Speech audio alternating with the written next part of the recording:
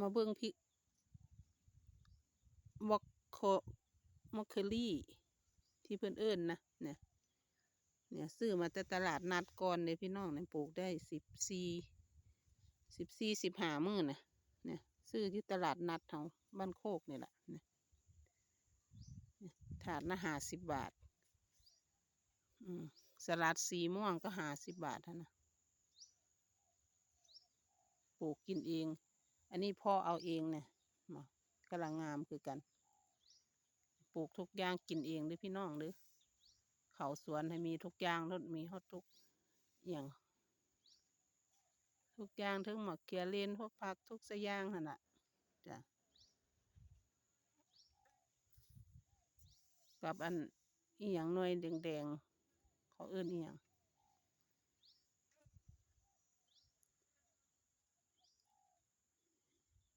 จำซื้อเขาว่าได้สละอันนั้นก็ได้